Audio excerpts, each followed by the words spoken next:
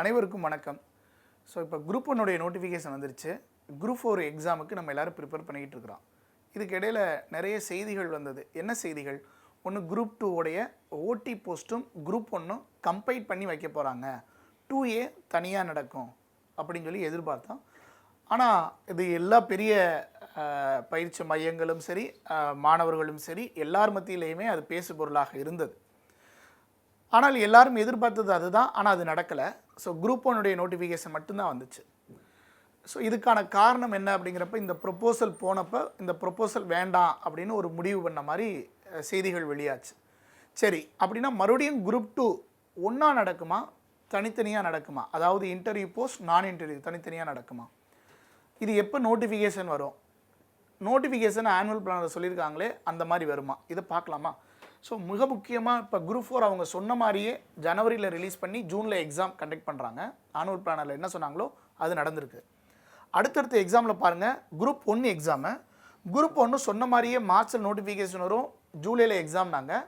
So அதே மாதிரி தான் அது மார்ச்சில் நோட்டிஃபிகேஷன் ரிலீஸ் பண்ணிட்டாங்க, ரைட்டா? ஸோ ஜூலை அப்படிங்கிறது எக்ஸாம்னு சொல்லிட்டாங்க. ஸோ அப்படின்னா நிறைய ஆடியன்ஸ் எழுதக்கூடிய எக்ஸாமை டிஎன்பிஎஸ்சி ரொம்ப சீரியஸாக ஃபோக்கஸ் பண்ணுறாங்க அப்படிங்கிறத நம்ம புரிஞ்சுக்கணும், ரைட்? ஸோ அப்படி புரிஞ்சுக்கிட்டோம் அப்படின்னோம்னா அடுத்த நமக்கு நோட்டிஃபிகேஷனாக எல்லாருமே எதிர்பார்க்குறது குரூப் 1 எதிர்பார்ப்போம், குரூப் 2 எதிர்பார்ப்போம், குரூப் 4 எதிர்பார்ப்போம். ஸோ குரூப் 1 குரூப் 2 வந்துருச்சு. ஸோ குரூப் 2ல் என்ன நடக்க போகுது? ஸோ அந்த குரூப் 2 நோட்டிஃபிகேஷன் ஆனுவல் பிளானரில் மென்ஷன் பண்ணியிருக்கிறது மே மாதம் நோட்டிஃபிகேஷன் சொல்லியிருக்கிறாங்க. இப்போ நம்ம ஏப்ரல் மாதத்தில் ஃபஸ்ட் வீக்கில் இருக்கிறோம். ஸோ மே மாதம் அப்படின்னா இன்னும் ஒரு 30 டேஸ் கூட இல்லை, ரைட்? ஓகே. ஸோ இதில் வேக்கன்சி 1299 அப்ராக்சிமேட்டாக கொடுத்துருக்குறாங்க. ஸோ எக்ஸாம் அப்படிங்கிறது ஆகஸ்ட் அப்படின்னு சொல்லி கொடுத்துருக்குறாங்க. ஸோ இப்போ இந்த நோட்டிஃபிகேஷன், இதுக்கு முன்னாடி டிஎன்பிஎஸ்சி மெஜாரிட்டி ஆஃப் பீப்புள்ஸ் எழுதக்கூடிய குரூப் 1ஐயும் குரூப் 4ஐயும் as per the annual plan அடிப்படையிலேயே நோட்டிஃபிகேஷன் ரிலீஸ் பண்ணியிருக்காங்க, எக்ஸாமும் கண்டக்ட் பண்ண போகிறாங்க. ஸோ அதனால் குரூப் 2வும் கண்டிப்பாக மே மாதம் நோட்டிஃபிகேஷன் ரிலீஸ் ஆகும் அப்படிங்கிறதான் கிடைத்திருக்கக்கூடிய செய்தி, பரவலாக பேசப்படுகிறது.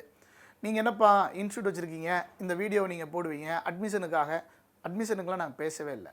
ப்ரிப்பேர் பண்ணிகிட்டு இருக்கக்கூடிய சீரியஸாக ப்ரிப்பேர் பண்ணக்கூடிய ஸ்டூடெண்ட்ஸும் இருக்கிறாங்க. நிறைய கார்ப்பரேஷனில், மாவட்ட அளவில் இருக்கக்கூடிய நூலகங்களில், வெளி பொது இடங்களில் படிக்கக்கூடிய மாணவர்கள் இருக்கிறாங்க. அவங்களுக்கு ஒரு ஹோப்பை கொடுக்கணும் அப்படிங்கிறதுக்காக மட்டும்தான், சரியா? நீங்கள் பயிற்சி மையங்களில் சேருவதும் பயிற்சியில் உங்களை நீங்கள் ஈடுபடுத்திக்கிறது உங்களுடைய தனிப்பட்ட விருப்பம். ஆனால் ஒரு நோட்டிஃபிகேஷன் வருது அப்படிங்கிற பீரியரான ஒரு இன்டிமேஷன் கொடுத்துட்டா, ஸோ அதுக்கான தயாரிப்புகளை தொடர்ச்சியாக தயாரிப்பாங்க.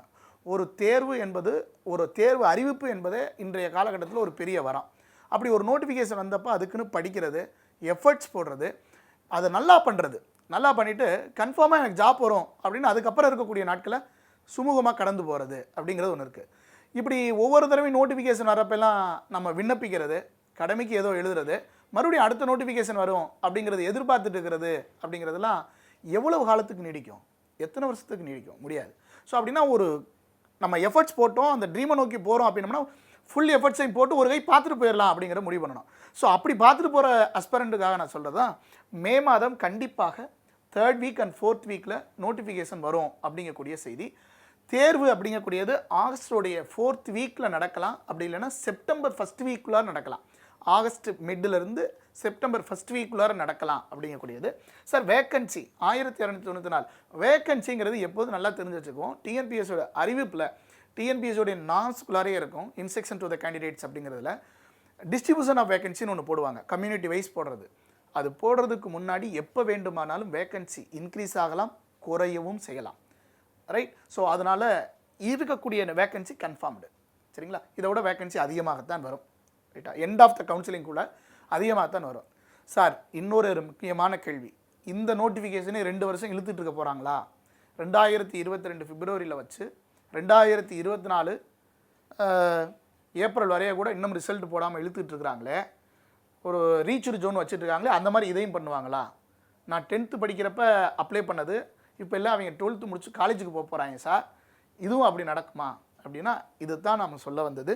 ஸோ குரூப் 2ல் இன்டர்வியூ அண்ட் நான் இன்டர்வியூ போஸ்ட்டை பழைய முறையிலேயே நடத்தணும். பழைய முறை அப்படின்னா 2017களுக்கு 2015களில் இருந்த முறையிலேயே வரணும். ஒன்று, இன்டர்வியூ போஸ்ட்டை ப்ரிலிம்ஸ் மெயின்ஸ்னு வைக்கிறீங்க அப்படின்னா, ஸோ ப்ரிலிம்ஸ் அப்ஜெக்டிவ் டைப்பில் இருக்கும், ரைட், ஓகே. மெயின்ஸையும் தயவு செய்து அப்ஜெக்டிவ் டைப்பில் வைங்க. அப்படி அப்ஜெக்டிவ் டைப்பில் வைக்கல, டிஸ்கிரிப்டிவ் டைப்பில் வைக்கிறீங்க அப்படின்னா பேப்பரை தயவுசெய்து நல்லா எவால்வேட் பண்ணுங்கள். நிறைய பேர் இன்றைக்கி காம்படிஷன் நல்லா இருக்குது, நிறைய பேர் ஸ்டாண்டர்டாக எழுதுகிறாங்க. ஸோ அப்படி பேப்பர் திருத்துறதை கொஞ்சம் நல்லா பண்ணாங்கன்னா இன்னமும் நிறைய பேர் ஹோப்ஃபுல்லாக கிராமப்புறத்தில் இருக்கக்கூடிய மாணவர்களும் படிப்பாங்க.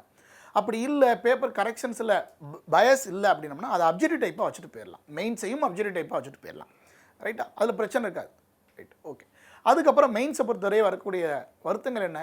இந்த குரூப் 2லேயே இதெல்லாம் பரவலாக வரக்கூடிய செய்தியை தவிர உண்மைத்தன்மை அப்படிங்கக்கூடியது டிஎன்பிஎஸ்சி தெளிவுபடுத்தணும். இத்தனை தடவை கேள்வி கேட்குறப்ப டிஎன்பிஎஸ்சி அதை தெளிவுபடுத்தியிருக்கணும்.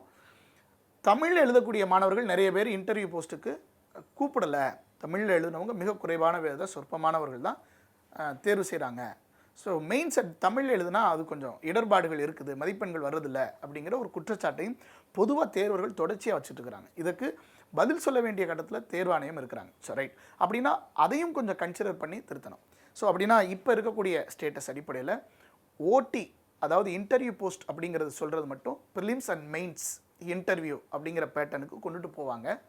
2A அப்படிங்கிறது மறுபடியும் பழைய பேட்டர்னுக்கு சிங்கிள் டைப் எக்ஸாமாக, ஒன்லி அப்ஜெக்டிவ் டைப் எக்ஸாமாக நடத்துகிறது தான் நல்லா இருக்கும். அது நடத்துறது பற்றி தான் பேசுவாங்க. ஸோ அது மாதிரி நடக்கும் அப்படிங்கிறத எதிர்பார்க்கலாம். அப்படி இல்லைன்னா அதை நம் தேர்வர்கள் சார்பாக வலியுறுத்தலாம். ஸோ இதுதான், இது முழுக்க முழுக்க இன்ஸ்டியூட்டுடைய ப்ரொமோஷனுக்காகவோ எங்களுடைய விளம்பரத்துக்காகவோ இல்லை, இது தேர்வர்களுடைய பொதுவான எண்ணங்களினுடைய பிரதிபலிப்பு தான் இந்த காணொளி. ஸோ உங்களுடைய கருத்துக்களையும் நீங்கள் கீழே கமெண்ட் பண்ணலாம். இதுதான் தேர்வாணையத்துக்கு தேர்வர்கள் வைக்கக்கூடிய கோரிக்கையும் கூட. 2 ஓட்டிங்கிற போஸ்ட்டை இதுக்கு முன்னாடி நம்ம நடத்தி 2 வருஷம் நடத்திட்டோம். அதனால் இன்டர்வியூ போஸ்ட் அப்படிங்கிறது மட்டும் ப்ரிலிம்ஸ் அண்ட் மெயின்ஸ் போகலாம். அப்படி மெயின்ஸ் பண்ணால் பேப்பர் கரெக்ஷனில் கொஞ்சம் கான்சன்ட்ரேட் பண்ணலாம். அப்படி இல்லைன்னா அப்ஜெக்டிவ் டைப்பாக வைக்கலாம். 2Aவை சிங்கிள் பேட்டர்னாக வச்சுட்டு போகலாம். அப்படி சிங்கிள் பேட்டர்னாக வைக்கிறது மூலமாக ஜூலையில் குரூப் 4 எழுதினவங்க கண்டிப்பாக அதே 2A போஸ்ட்டையும் நல்லா ப்ரிப்பேர் பண்ணுவாங்க அப்படிங்கிறது. ஸோ இந்த காணொலியை பார்த்துட்டு இருக்கக்கூடிய நீங்களும் நோட்டிஃபிகேஷன் ஆனுவல் பிளானரில் மென்ஷன் பண்ணிட்டாங்க. ஸோ ஆனுவல் பிளானர் அப்படிங்கக்கூடியது ஒரு ஸ்மால் இண்டிகேஷன் தான் நம்ம ப்ரிப்பேர் ஆகிறதுக்கு, நம்மளை தயார்படுத்திக் கொள்வதற்கு. ஸோ மே மாதத்தை நோக்கி நம்ம பக்கத்தில் வந்துகிட்டு இருக்கிறோம். ஸோ குரூப் 2 அப்படிங்கக்கூடியதும் வரப்போகுது அப்படிங்கிறத மனசில் வச்சுக்கிட்டு ரொம்ப சின்சியராக ப்ரிப்பேர் பண்ண ஆரம்பிங்க. ஸோ டிஸ்ட்ராக்ஷன்ஸ் எல்லாத்தையும் விட்டுருங்க. உங்களுடைய கன்சிஸ்டன்சியை உங்களுடைய எக்ஸாமை நோக்கி கொடுங்க. நிறைய சோசியல் மீடியாவில் இருக்கக்கூடிய டயத்தை கம்மி பண்ணிக்கோங்க. கண்டிப்பாக உங்களுடைய வெற்றி ஒரு நாள் உங்களுக்கு வசமாகும். வாழ்த்துக்கள், நன்றி, வணக்கம், மீண்டும் சந்திப்போம்.